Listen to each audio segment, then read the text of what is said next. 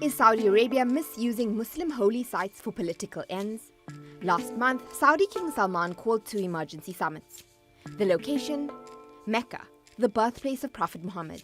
It's considered a sacred city by 1.5 billion Muslims, and millions around the world travel there each year to perform the pilgrimage. It's also home to the Kaaba, regarded by Muslims as a symbolic house of God, and built by Prophet Abraham 5,000 years ago.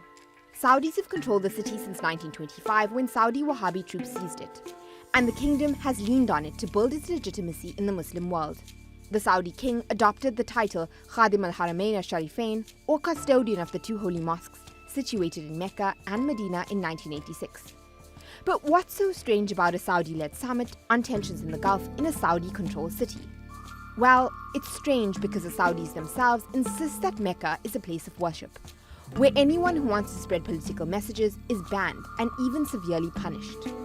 But the Saudis themselves have a long history of exploiting their control of pulpits in the holy cities for political messages. Recently, the Imam of the Grand Mosque, Sheikh Sudais, said this in the wake of allegations that Crown Prince Mohammed bin Salman had killed Saudi journalist Jamal Khashoggi. وترديد الاتهامات والشائعات والحملات الإعلامية المغرضة لن يثنيها عن التمسك بمبادئها وثوابتها. He even went as far as to say it's the duty of every Muslim to support and obey the king and MBS.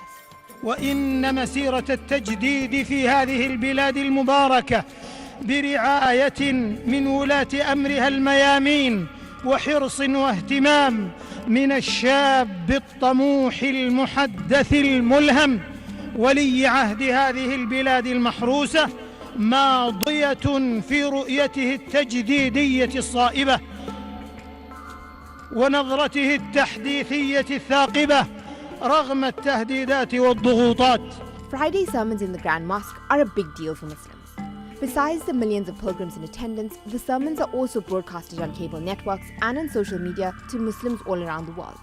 And it's not the first time sermons that are pre-approved by Saudi security forces have been used to praise, sanctify, and defend Saudi rulers. In May 2017, even US President Donald Trump was praised in a Friday sermon. But it doesn't just end at drumming up support for Saudi leaders and their allies.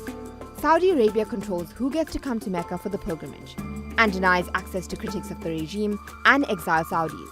After the Saudi-led blockade of Qatar, the country accused Saudi Arabia of making it very difficult for Qataris to perform the obligatory Hajj pilgrimage. And last year, nearly 3 million Palestinians were barred from performing the pilgrimage. The Mecca summits are not the first time or the last time the sacred cities will be used to further a political agenda. But is Saudi's political usage of the pulpit working in their favor? What do you think?